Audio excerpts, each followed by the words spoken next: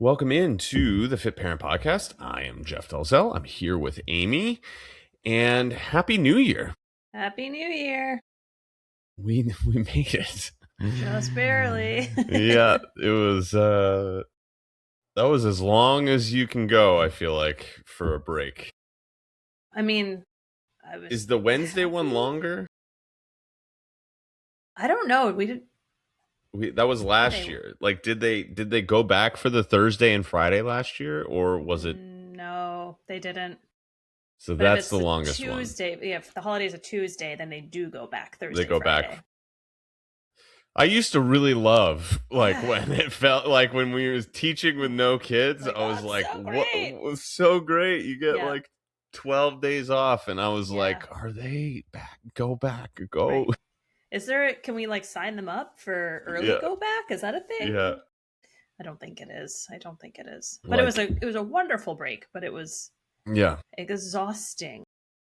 And then the attitude started to come out towards the end of the break, the teenager attitude. And I was like, this is not okay. And she's like, I know. I don't know why I'm doing this. I'm like, me neither. Dial it back.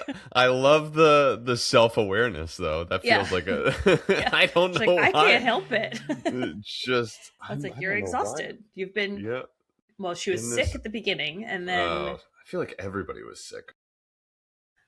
Thank goodness it's different. Last year, she had a fever for 9 days, and we went to the doctor multiple times, and it was nothing. It wasn't COVID. It wasn't the flu. They were just like, it's a bug, but just keep her hydrated and do your best. I remember that. Yeah, it's rough. So this year, she just had like a cough and a fever that didn't ever go above 100. So we're like, that's not really a fever. It's just like an elevated temperature.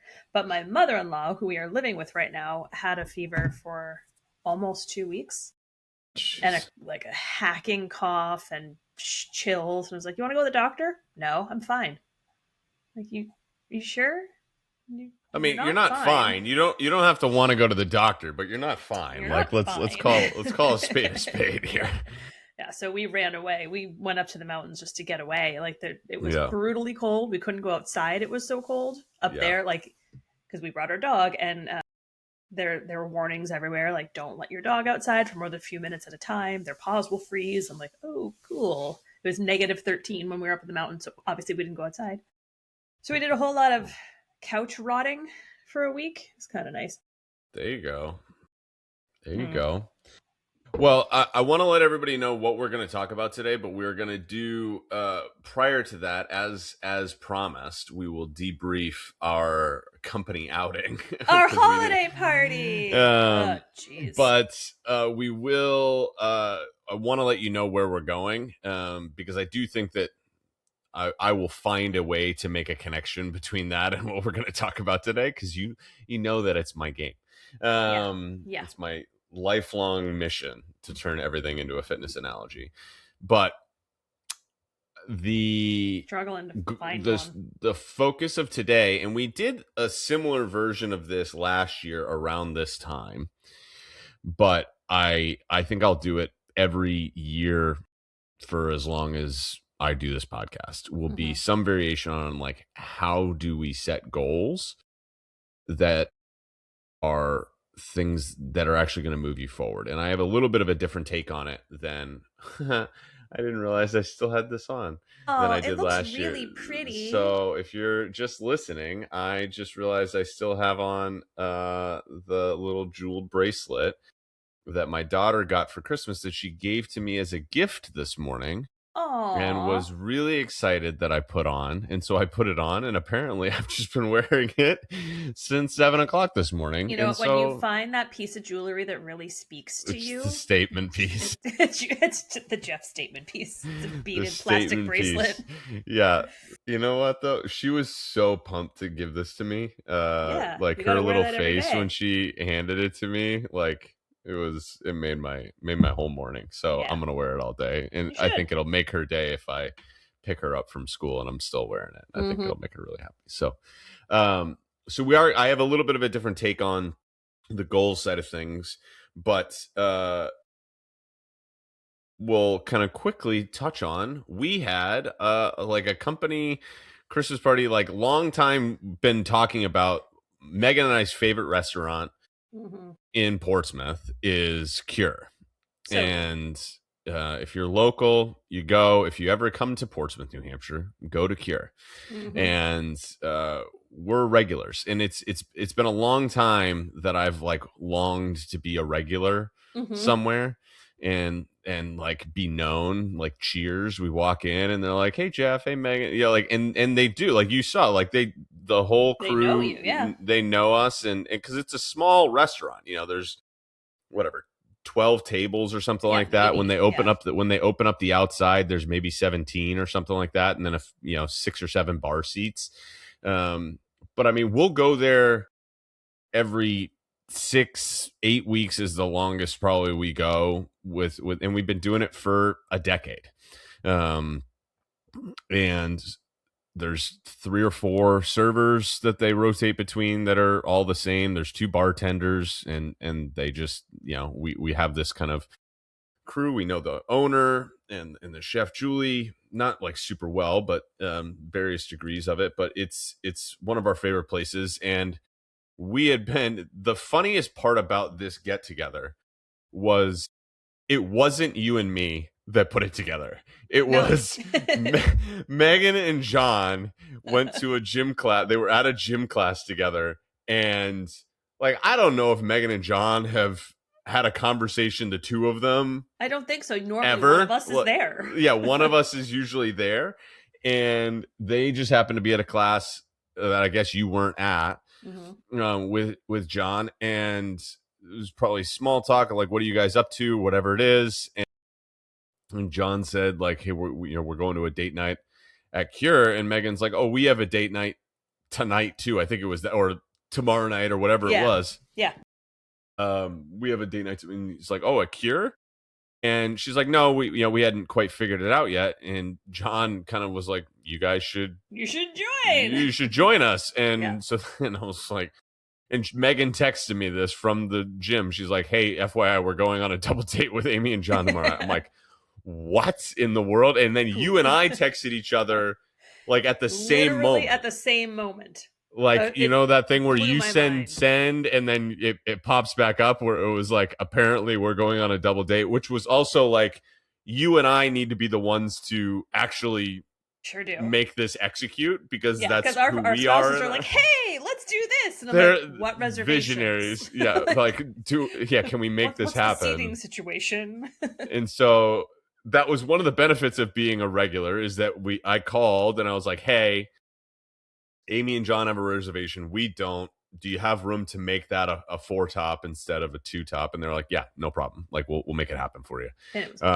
And so we were able to do that, and it was a grand old time. Oh my and God. Megan's favorite thing to do in the world, like, she will ask it 100% of nights that we go out, and also nights that we don't go out, is Megan loves to do karaoke.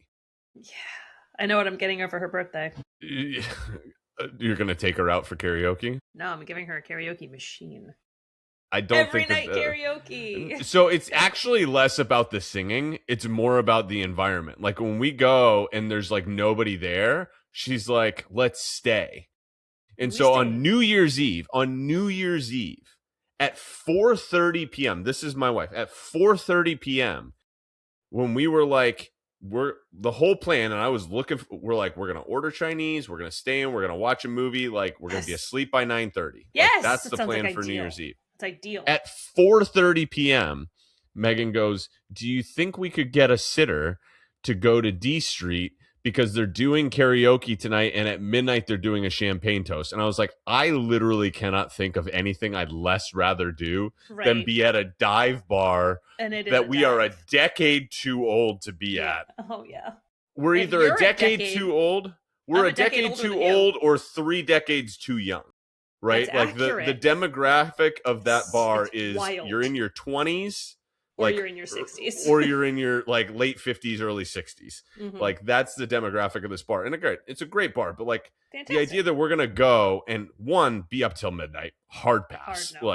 Hard pass. Our kids wake up, it's 5:30 regardless, they don't care. Drive home after midnight, just super dangerous, just begging for a car accident. Right. Also, like, I'm not gonna be able to keep up with the drinking of what's happening. And so I'm just going to be irritated by the drunkenness of people around us. There's also like 4 chairs in this entire bar. Accurate. And so we just have to stand there for the entire period of time, and we might be able to sing, like she might be able to do 1 or 2 songs over 4 hours, and it's going to get progressively worse. And I just sound like an old crotchety old man with this, but I'm just like, no, absolutely not. And also I'm like, it is 4:30 p.m. on New Year's Eve. The idea that we would lined up at 4:30. I'm like, we can't find a babysitter with 3 weeks notice. The idea that we're going to pull, like, and also it's just a bad look. It's just a bad look for us to be like, hey, are you free in 45 minutes to come and hang out for 7 hours? Like, no, on New Year's Eve. Like, nobody's available, and even if they were, I wouldn't ask them. But that's how, like, she saw it on Instagram that they were doing it, and she's like, that sounds like so much fun. That's her level of love for doing karaoke. And so she said it to me beforehand, just so you know, I already soft launched karaoke. And I'm like, I know Amy and John will be on, like, they'll go. They'll go. They're not going to sing, but they'll up for a good, they'll come. But this is your show. Like, know that we are all following you to go do this thing. And she's like, I don't even care, because I love it. Like, she loves doing the thing. It's like, she loves it with a crowd. It gets her, she wants to pick a song that everybody's going to be into. And she did that. Her 3rd song of the evening, like, the place was like elbow to elbow packed. Yeah. And she chose a song that everybody loved. Yes. She's obviously a wonderful singer. Wonderful. And loves to be the party situation. And it was a grand old time. But again, I'm like, Jeff sang Dead or Alive. I just want to make sure everyone knows that he did sing. I did do Wanted. Yeah. It was best part. So the guy who like running it is like grabbed the second mic. He was like, hey, are you cool if I do like the background vocals to this? And he ripped it. Yeah, he was and good. Like almost made it so like I had to go harder because he was going, like, I was kind of doing my version of karaoke, which is like, I'm gonna sing it and I'm gonna sing it as well as I can, but I'm not gonna necessarily, I'm gonna be kind of casual about it. I'm not super, I get uncomfortable in those situations. This is just a weird analogy, and again, I promise we're gonna get to goals here in a minute, and there's an odd connection to this, but I've realized Megan was like, I don't understand why you have a hard time with singing in those situations. Like, you did Into the Woods, you were in plays, like you lead worship. And I'm like, as leading worship, ain't nobody focused on me, right? Like, they're all like, everybody else is singing, and like, my job is to just not really be there. Like, it's to facilitate everybody else singing. So that's not a thing. That's not a performance. And then in a play, I'm not singing as Jeff. I'm singing as whatever my character is. And so I can act like the character. Yeah. I don't really know what Jeff does when singing. Like, I don't know what to do with my hands. I don't know what to do with my body. I don't know how to be in, like, my hand was in my pocket for the whole time. Sure was. Like, I don't know what to do with myself. I'm just very uncomfortable in that situation. But the guy behind me was behind me, but he just, like, the first thing he came in with, he was like, whoa, like, just absolutely. And I was like, oh, okay. Like, I can't, that's where we're going. I can't be, like, I gotta match energy here. And so then I had to kind of get a little bit more into it, but it was great. It was fun. It was awesome to hang out with you guys, because we haven't done that ever in the entire time that we've known each other. We haven't painted the town. Like, we've made like, we did like 1 or 2 things maybe at the gym, sort of, like we did, like, we were at a kind of thing, sweat and sip, or like at Mojo's or something like that for something. But like, we've never. And I had been with John for the Father's Day thing, but like, we hadn't done anything like that. So it was great to get to do that. Had a blast. It was super fun. And all of those things. I went out the following weekend, in fact, because I'd had so much fun. Really? It wasn't karaoke, but it was more my speed. It was at 3S. They called it a rave. Yeah. It really wasn't. It was more of a sing-along, but it was all Broadway songs. That's exactly. See, but so that's like, good. this is you and I being the same person, right? Yeah. Because you guys were like, should've hey, do called you want to go to the music hall and hang out in like the speakeasy bar? I'm like, that sounds That sounds great. great. Yeah. Sitting and like having conversation. That feels very adult. And Megan's like, karaoke. And I'm like, we were in Exeter the other night for a date night, and she's like, do we go do karaoke? I'm like, we're Where's not karaoke gonna in Exeter? drive to what? Where's karaoke in Exeter? There isn't. She wanted to drive to Portsmouth to do karaoke. I'm like, no. No. She's like, why do you hate me? And I'm like, I don't. I just don't. You would have loved the Broadway single. Christine List came with me. She and I were on stage at one point with the DJ singing along to a Ranch song, obviously. Oh my God. Which one? Fun. 25,600 minutes. Like the main, the main one, but it was the awesome. main song. But we did go to D Street after, and I don't do Jell-O shots, but one of the other girls we were with bought a picture of them, and she's like, oh, I don't do them either. These are currency. It's $10 for a picture of Jell-O shots, and you just walk around, and she's like, and you just make friends. If you need a chair, you're like, I'll trade you. I'll take your chair, and I'll give you a Jell-O shot. I was like, oh my God, that's so worth $10. It's a whole culture there. Yeah. Like, I need a table. Can we trade you? Megan we went one night, and she was there, and it was a Friday night, and a bachelorette party came in. Yes.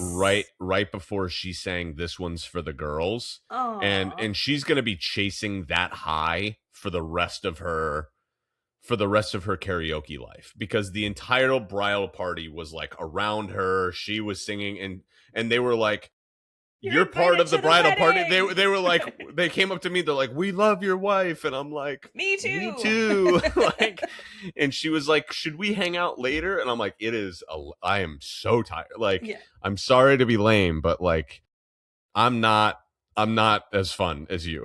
Is basically it. Yeah. I'm just not as fun as you. She's a rocking good time. She's a rocking good time. Yeah. No, girl can let it rip. And I'm the stick in the mud. So with that in mind, I want to talk about goals for this year and how we set goals. And I think that this is a little bit, I'm going to give the weirdest analogy, but I'm going to make the connection here. Okay, I'm ready. So I've said before on the podcast that like Megan and I try to do a date night every other week. Basically. And it doesn't always work that way. Sometimes it's more or less frequent, but we try to average like every 2 weeks we have a night where it's either with another couple or just us to get out away from the kids and all of that. And that was one of them that like, hey, it was scheduled. We were going to go out and go and do that. And we had a babysitter and all of that because we want to have that time. And I think that we think about these things, like when we think about our goals, we oftentimes think about the thing that we want, the outcome that we want. And we don't necessarily, and we don't, and then we work backward into like, okay, what do I need to do in order to get that outcome? But we don't go, probably there's 2 more steps to get to make goals actionable, tangible, and actually achieve those goals. So let me think about why do Megan and I want to do these? Like, where did this come from? It came from the idea of like, what is it that we really want out of this? Is we want to maintain our connection to each other amidst the chaos of parenting and life, because it's very easy, and we've experienced it, to get into we are co-workers on the task of keeping the kids and the house running. And it's very easy to get into the day-to-day operations of that. And there's I forget which, I think it's the Date Night movie with Steve Carell and Tina Fey. Oh. Did you ever see that? Kill shot. Yeah, kill shot. Turn it sideways. Turn it sideways. There's an opening scene in that, which is like you get a cameo from Mark Ruffalo talking to Steve Carell. And this was like a haunting scene for me. And it's always there in the back of my mind, where Mark Ruffalo still tells Steve Carell's character that him and his wife are getting divorced. And Steve Carell's dumbfounded. And he goes, oh my gosh, like, what are you talking about? You guys are happy. And Mark Ruffalo goes, no, we're not happy. Like we became really excellent roommates. Yeah. And it's a haunting thing, I think, for couples. And you hear it so often that it's so easy. And It's going to shut the door. You keep talking. I don't know if you necessarily recognize all of the ins and outs of how that can happen, but it is very easy for that to happen, particularly during this season of our lives with how the age the kids are at, and then also just the transitions that we're going through with our careers and businesses and all of this. The urgent can crowd out the important in our lives. And so we want to make sure we're maintaining that connection. And I remember this vividly. It was last summer, around, because our anniversary and Megan's birthday are a week apart. And we hadn't gone on getaways in a while. Like, we hadn't gone for overnights in a while at that point. And we went on, it was like 3 days, 2 nights to Burlington, Vermont. Beautiful. And we were there and we came back and I was like, I remembered that I liked you. Like, I remember that you're my best friend and I love spending, like, we had an absolute blast together. We laughed, we talked. It was fantastic. And it was like the most natural. I was like, oh, I remember this. And it had been so long, even amid date nights. And so we were also like, hey, this rule of twos that I think I've talked about, that I've heard about, that we haven't fully been able to execute on, but this is the thing that we're working toward, which is every 2 weeks you have a date night, every 2 months you do a weekend away, and every 2 years you do a week away. That sort of is the rule of twos that I've read somewhere, but that's where this every 2 weeks date night thing came from. But the idea was like, hey, we want to maintain this level of connection. That's the outcome that we want, is to maintain our level of connection. And so then one step before that is, how do we maintain that connection? And that looks like, hey, we want to do a date night every 2 weeks, or average a date night every 2 weeks. Now, first thing that I say when we have this sort of a thing, and I'll give a fitness example of this that I was just talking about with a client yesterday, is, hey, we want to do a date night every 2 weeks. I had a fitness client who was setting the goal of, I want to take 2 classes a week at my gym. Like, she wanted to do a couple other things, but she was like, I want to do 2 classes a week at my gym. And I was like, love that. The challenge with that sort of a thing is, if you're going to take 2 classes a week, or we're going to go on a date night every 2 weeks, what happens when you inevitably miss one? Because the idea that you are going to hit all 104 is unrealistic, because you're going to go on vacation, you're going to get sick, kids are going to get sick, schedules are going to happen, there's going to be snow, whatever it is. We're not going to hit that. And so the idea that we are going to hit every 2 weeks like clockwork is unrealistic. And so the averaging goals, like, if you want to average something as a goal, we want to shift that away from averaging into cumulative totals, and then figure out if I'm on pace or off pace. So as a for instance, if Megan and I want to go on a date night every 2 weeks, that would hypothetically be 26 dates in the year. Now, is it reasonable for us to expect to, like, nail that? Probably not. So we probably hedge and say it's somewhere 22 probably feels reasonable to do. 20 to 22, like 80% of that feels like a attainable goal. The SMART goals is specific, measurable, attainable, realistic, and a timely. And so, like, is it attainable for us to do 20 or 22? Okay, so we say 22. Let's just say it's 22. So then at any moment, if I'm averaging every other week, then I'm going to be ahead of pace at some point, or I'm behind pace at some point. But I don't, if I miss, for instance, we have a date night tomorrow night scheduled. we're and I'll get into the specific. We have a date night tomorrow night scheduled. We do not have one scheduled 2 weeks from tomorrow night. We have one scheduled 3 weeks from tomorrow night because of how the schedule is going to work. And so, like, right away in January, if we were trying to do every 2 weeks, we lost. If we're actually like measuring, did I do the thing that I said that I was going to do? And that's what we want to do when we're setting goals, is we work backward from the outcome that we want. What is the specific thing that we want to do from an action perspective that would get us the outcome? And then is that attainable? And we're going to track it based on counting volume. And again, this is volume versus effectiveness. Is this a volume goal or is this an effectiveness goal? And both of those things can be goals, but it has to fall into one of those two categories. If it's a volume goal, I want to average this many things, then we have to do this as a counting stat that we do over the course of the year.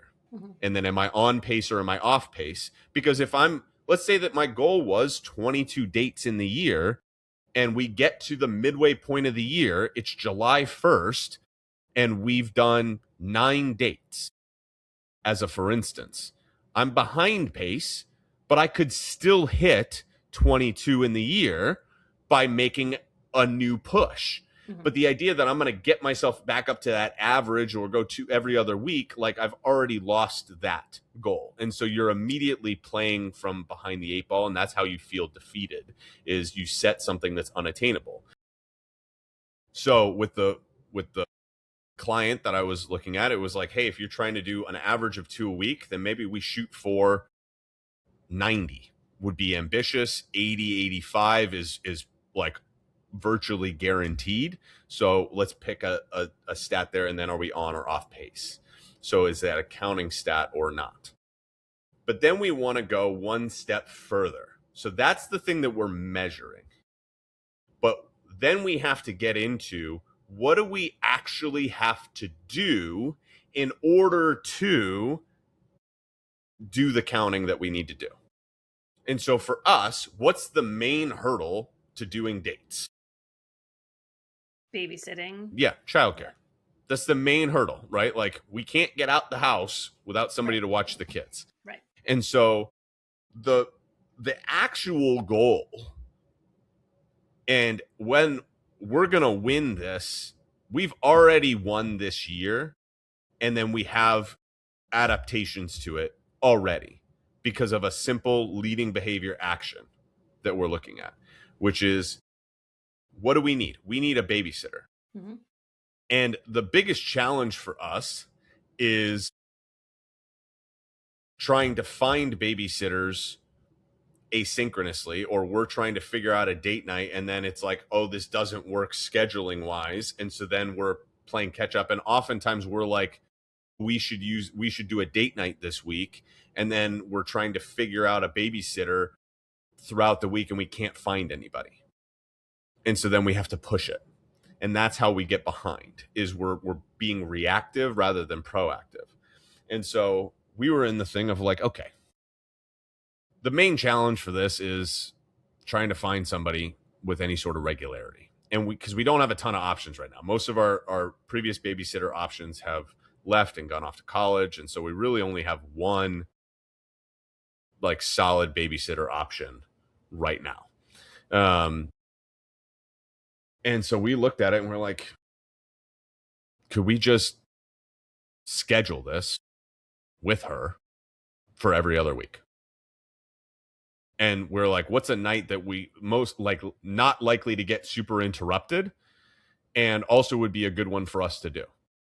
And so we picked Wednesdays because Wednesday is a day that Megan is on kid duty. Like, she has the twins or some iteration of the twins throughout the day. And so it's like, hey, like, she's going to probably want nice. Right. a mental break on those nights.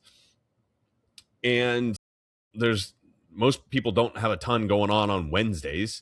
Right. And we're not going to be hard up trying to get reservations to go anywhere if we wanted to. Now, we're going to be limited in certain things because certain things aren't available on Wednesdays and Thursdays, and we can adapt. Like, we may not get as many people go on double dates on Wednesdays because other people aren't going to want to go out on Wednesdays. But we can have that, and we can at least adjust off of the plan. And so we have every other week babysitter set. So why are we not doing it in 2 weeks? Because we intentionally pushed it to the following week because of the way that a couple other things were falling out. I was like, hey, would you be cool with, instead of doing the 7th and the 21st, doing the 7th and the whatever? And so we're able to adjust accordingly, but we're adjusting something that's already in place because we've scheduled it. So if I'm trying to go to the gym, what is my plan for the gym? It's in my calendar. I have a plan for how I'm going to leave work, how I'm going to navigate the kids, right? Like, this is the default mode, is that this is built in there. And so what do I need to do in order to do the thing? And so the goal for us was like, okay, we want to connect more in our marriage. That's what we want to do. Like, that's the big goal. We want to connect more in our marriage, which means that we need to do regular date nights, probably averaging one every other week. 22 for the year is a floor that we're shooting for. And so what do we need to do in order to do that? We need to have regularly scheduled babysitters. And then we're also going to build out, like, what are we going to do on those nights? We're figuring out, like, hey, do we switch off who's planning, or how do we go about doing this so that we feel like we have something to look forward to, and it's not those nights where it's like, hey, what do you want to do tonight? Right. Sort of situation.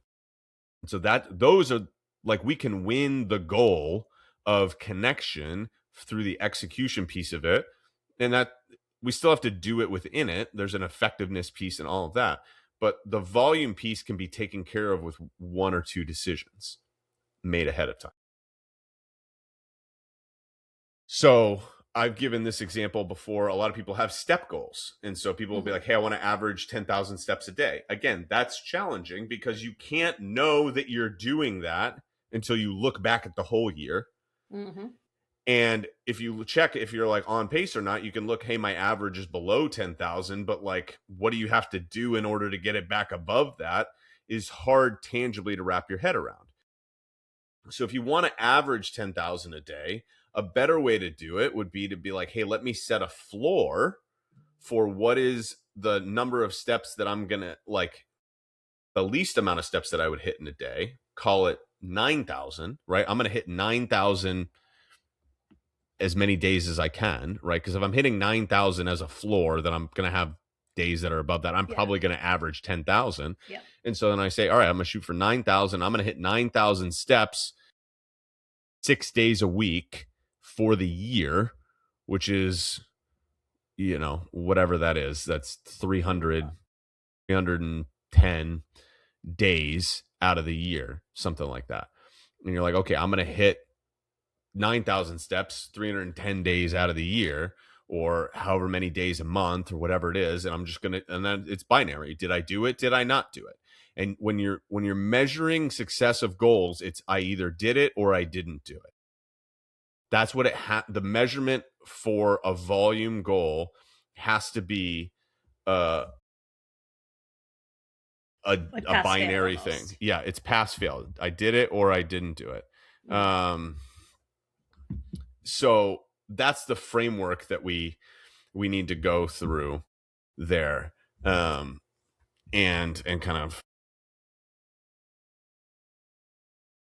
think it through. Similarly, I'm just going to use this person's goals as another example. So this person had that goal, 10,000 steps a day, had another goal of 2 classes a week at the gym, and had another goal that was, I want to do intentional movement of 45 minutes a day. And my response to her was this. This is either, like, you have to understand, like, what is the goal? Again, what is the outcome that we're looking for, and why that? Because if you're trying to get 10,000 steps a day, you almost assuredly have to get 45 minutes of intentional movement in cumulatively across the day. Right. And if you're doing 2 workouts a week at the gym, you're probably also going to end up, you know what I mean? Like, that's so is the goal, why the 45? Like, what is it about that? Because that's either a redundant goal, right, which we don't need, or it's the whole goal, in which case we want to nix the measurement of the other ones and solely focus on that. Because the question would be, and I haven't gone back and forth with her on this bit, but like, what would be the scenario?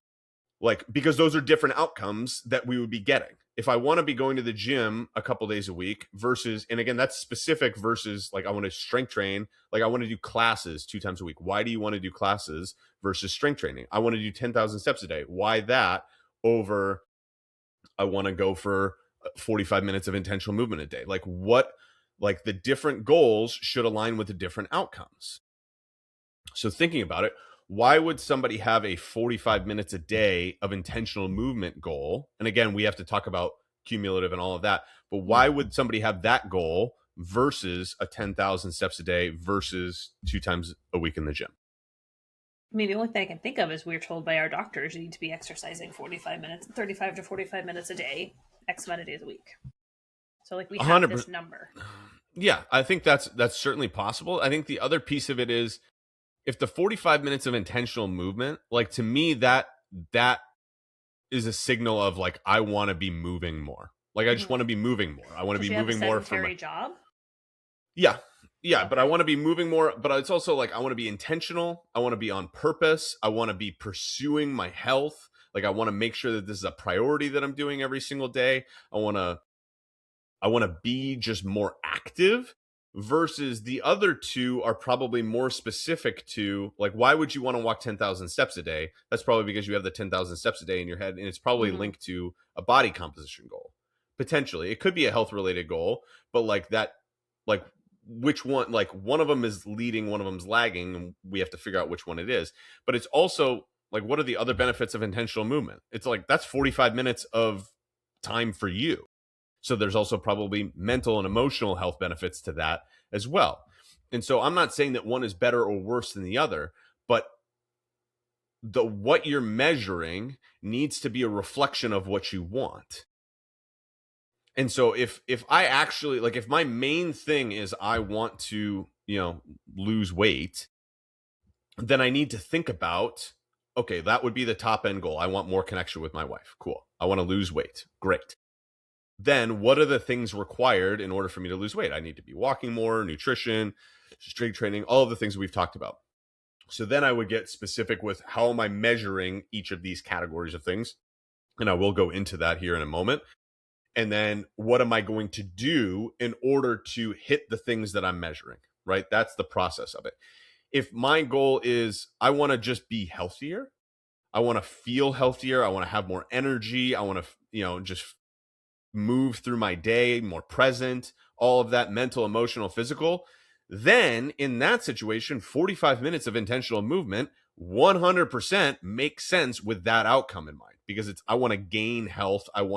That's what I'm positively trying to do. And that makes sense in that context. And it doesn't mean that it doesn't make sense in the lose weight context, but we would probably want to be a little bit more specific with what it is that we're looking to do and why we're measuring it that way versus another one.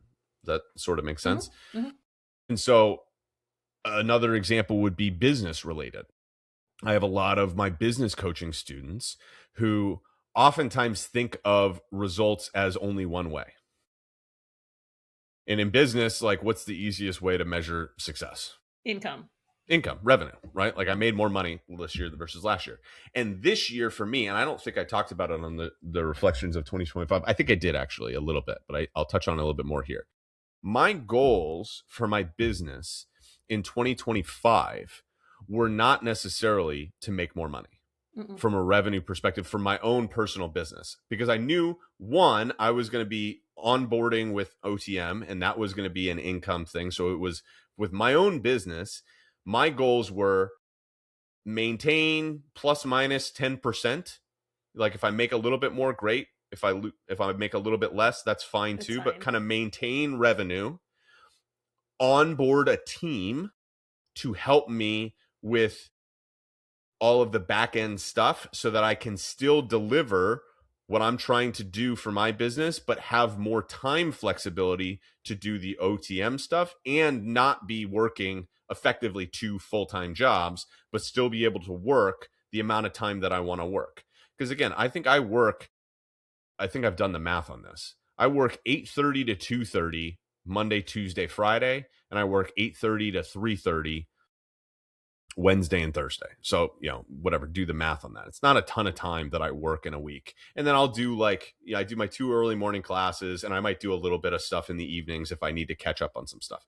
But I'm working like 30 hours a week, and I'm running 2 businesses. And so in order to do that, I needed help. And so my main goals were like maintain revenue, but be able to do this with less time. Be able to run my business instead of it taking me 20, 25 hours a week, which is what it was taking me, to be able to run my business with the same revenue on 12 to 15, something like that. Buy back my time for the same revenue. It's a different goal. And so the goal informed what I was actually going to do throughout the year, and also what my measurables would be. Because if I only measured like the success of the year by revenue or calls booked or clients or whatever it is, then I would feel like I didn't really do that great this year. But if I work backward from with the end in mind of what it is that I want, then what are the things that I'm like, the things that I was looking to do from a measurable standpoint was like hire a executive assistant, onboard somebody to help me with appointment setting, onboard a back-end support coach for me, onboard or help ratchet up some of the things for the person who does my social media. Like all of the, and again, she doesn't like run it for me, but like she's editing things and doing all of that. Like she'll put the clips out from this. All of those things are things that I was able to do and refine my systems. And so I could get to the end of the year and be like, I did this thing. I did my goals, and revenue was like plus, I don't know, 7 to 10%. I don't remember exactly what the number is, but it was a little bit better than last year. Not crazy, but I onboarded with OT. Like I did those things, and it was get Megan out of teaching and let her figure that piece out. Like those were the goals for the business for the year. And so I can't have the goals be get Megan out of teaching and onboard and time freedom and make a lot more money, because it's too many. Too many things. It's too many things, and they're slightly counter to each other. One, at some point, there's going to be a fork in the road moment, and I have to choose which one to pursue. And if I'm solely pursuing like I want to make more money, then hiring in the short term doesn't do that. Because there's a short-term setback from like, I have to do the work twice because I have to do it. I have to have them do it and then correct them for doing it. And there's the actual process of hiring versus just doing it myself. So I have to be willing to take a short-term step back from the potential growth for the long-term benefit. And so we have to kind of think about this from that lens of like, I need to work with the end in mind, what it is that I want to do. So if our goals are, for instance, to lose weight or get stronger or get leaner or whatever it is, then we want to think through, all right, what are the things then, right? What are the things that I would need to do in order to get there? Megan and I's goal for connection is, hey, we're going to be doing date nights. But it's not just that, right? So it's not just date nights. We also have, hey, we want to do these weekends away. We want to be saving money for a week-long getaway, probably in 2027 for our 10-year anniversary, even though it's going to be the following year. Just like it feel like it would be a little bit much to try to do a week at this age for the kids. I think one more year, we're probably able to pull it off. And so instead of doing like 4 nights, 5 days this year and kind of cobbling it together, we can do a full week next year. So we'll just do the full week and do it right next year. But saving for that. So like those are the things that we're doing. Like, hey, are we planning these times away? Are we getting childcare for those times away? Are we saving up money for those times away? Is this in our budget to be able to do date nights and times away? Like, are these things that we're doing? And so that's the things that we need to do. And then there's the actual execution bits on it. And then what do we need to do today? So then if we think about fitness goals, and this will be kind of how we finish our time here, think about, okay, what are the things that we need to do if we wanted to lose weight? Let's just go there, because that's what most people who are listening to this right podcast now, that's what they're thinking about. Want to lose some weight. Cool. What are the things that you need to do in order to do that? Categories of things, right? We need nutrition to be in a calorie deficit and eating enough protein. Like that's what we need to do. Calorie deficit, eating enough protein. Category number 2, we need to be moving more. Moving more on a daily, regular basis. That's going to be likely walking is what we're looking for. We also probably need to be doing some form of explicit exercise in the form of strength training. Cardio wouldn't be a terrible idea as well. And then, so that's the 3 things. That's the math of it. Those are the 3 categories. So then we can set specific, measurable, attainable, realistic and timely goals for each of those categories. And then we go one step further. What do we need to do in order to be able to do those things? So I'm going to do the nutrition side of things. I'm going to go in that order. Actually, I'm going to start with the movement side of things because I can hit this one quick because this is like a step goal, right? Like this is the 10,000 steps that we touched on earlier, right? You set a floor, but I told this story last year, which is the leading behaviors kind of thing. Somebody was like, I want to hit, 10,000 steps a day. We said, okay, floor of 9,000 steps. And then, if you're hitting 9,000 steps, how many days are we going to do that? Cool. And then we went, what do we actually need to do in order to hit 9,000 steps? And this was the beginning of the leading behaviors thing for me. When it really started to solidify was this conversation with this client. And it's formed into a lot of different things over the kind of, she was like, if I walk, and I told this on this podcast, if I walk for 10 minutes before like 8 a.m., I basically hit 9,000 steps. Like it's virtually guaranteed. It just sets her intention. Not because of the 1,000 extra steps that you get in there, though that contributes to it. It's just like the laws of physics. An object in motion stays in motion. Like you get moving early, like I'm going to be moving, sets the intention for the day. I'm moving. And so she got a walking pad. And so then she could do it rain or shine. There were no excuses to it. And it was the first thing that she did when she woke up. Like she woke up, she had a drink of water. She did 1 or 2 other things that I don't fully understand with like skin care things, that she did in the morning. I'm like, don't try to explain that to me because I'm not going to get it. And then she like sipped her water and doom scrolled on Instagram. That's what she wanted to do, but she did it, either walking outside. She had a long driveway that if she walked to the end of the driveway and back, it was about 10 minutes, or she did it on her walking pad. And it was like, I'm going to do this, not every day because then that's unrealistic, but it was 6 days a week. So it was 310 days a year. I'm going to walk on my walking pad and I'm going to measure this by how many then days. So I'm measuring that. Like that was a specific goal. And then then you can also look at how many is that lining up with, this is the effectiveness piece of it. Is that lining up with the number of days I'm hitting 9,000 steps? If it is, then great. We keep with that. If not, then we got to look at what it is that we're doing from a leading behaviors perspective. But does that hit it? Great. Okay. So then I'm on that. And if I do that, then I'm going to be moving enough sufficiently that I'm hitting 9,000 steps at least 6 days a week as a floor. And her average for the year was well over 10,000 steps as a result of doing that. And so it was like, it flirted with 11 as a result of doing that because she hit the number of days that she hit the walking pad in the morning. That was the thing that she hit. Like, she doesn't know how many days she hit 10,000 steps, but she like could quickly look at her like health tracker in her iPhone. And it's like for the year, 10,723 is the average. But she could also look back and be like, I walked in the morning 324 days or something like that. And it's like, so then I hit 9,000 steps almost all of those days as a floor and probably some other days until we're ready to rock and roll. So go back into what do I need to do from a behavior perspective that would get me to that thing? And then what am I measuring? And then what does that then lead me to? So that's drilling a couple of steps before it. I'm going to do the training side of things too, because that was the other one that we touched on, and we'll finish with nutrition. So training side of things, going to the gym. That was the example that I gave of like, hey, it's in your calendar. What am I going to be doing when I'm there? This is like what Megan and I are doing. It's like, hey, we don't just have the time cut out, but we also want to have a plan for it. So we don't get in the car, because this is what happened the other night. We got in the car and we're like, what are we doing?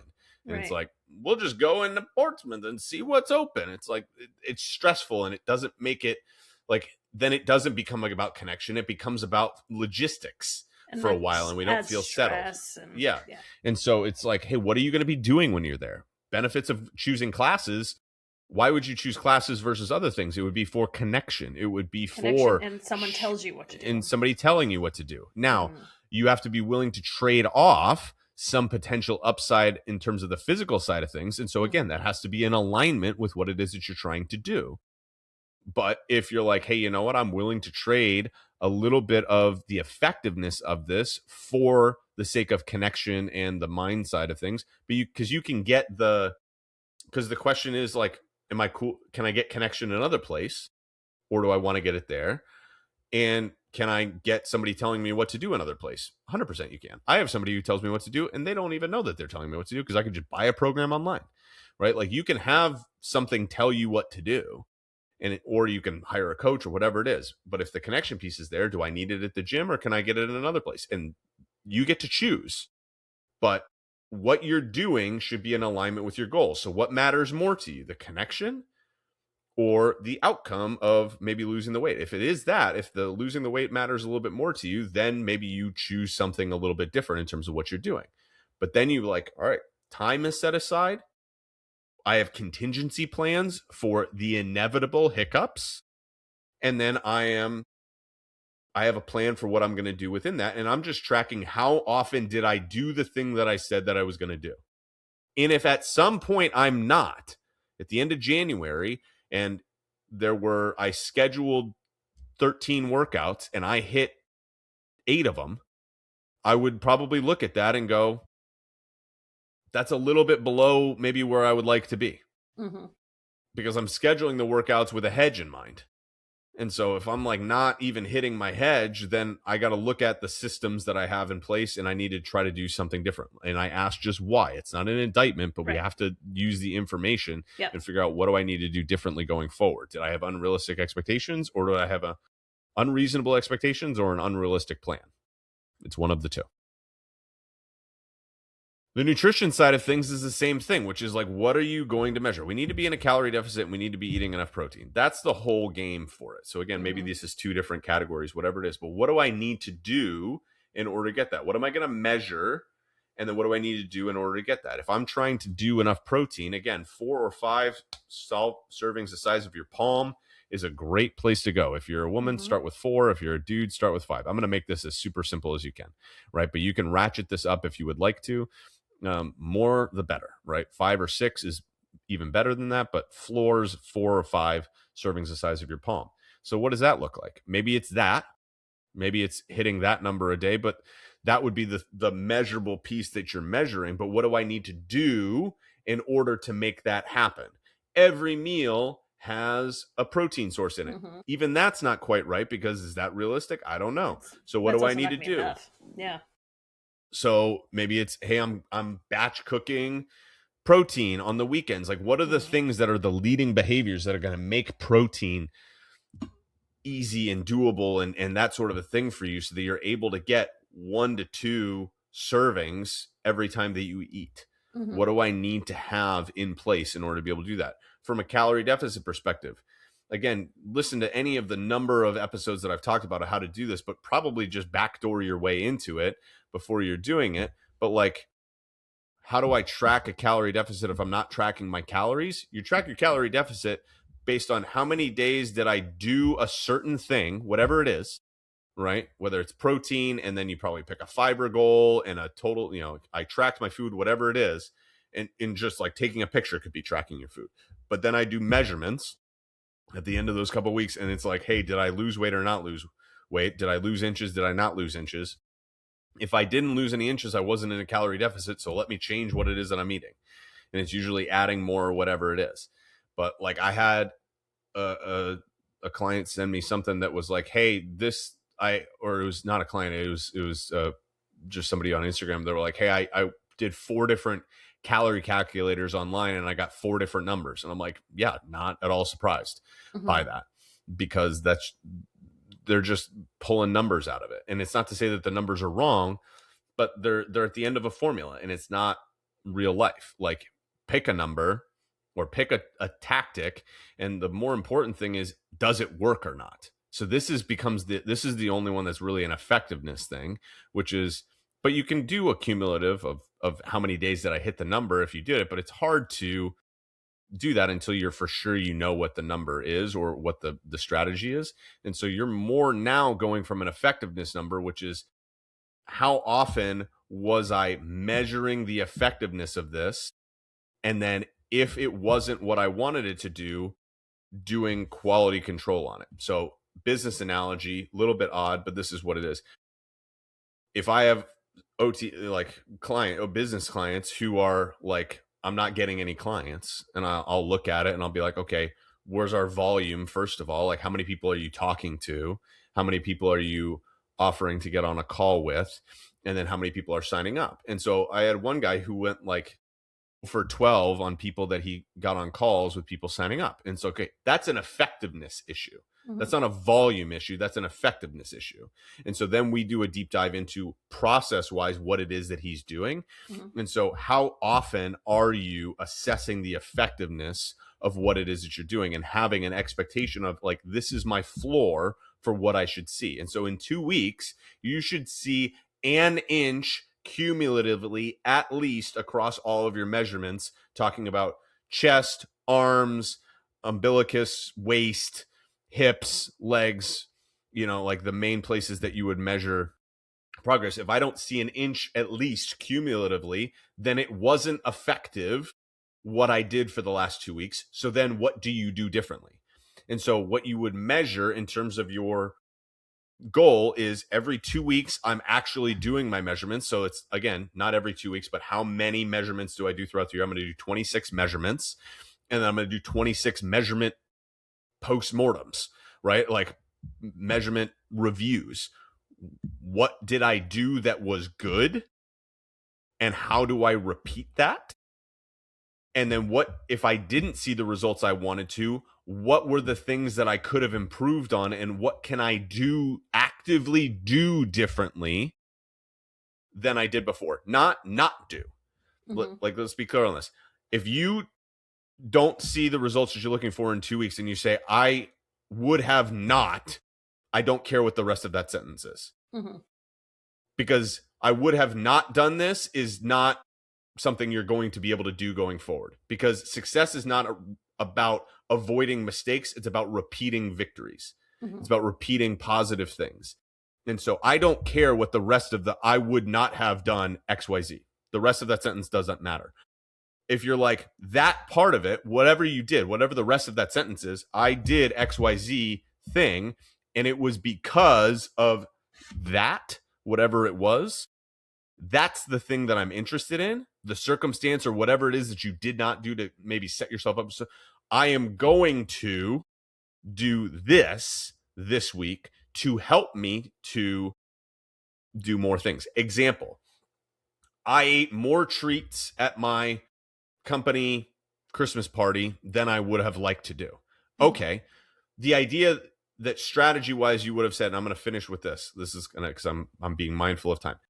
The idea of if strategy wise, your plan was, I'm going to go into this Christmas party and just not eat delicious things.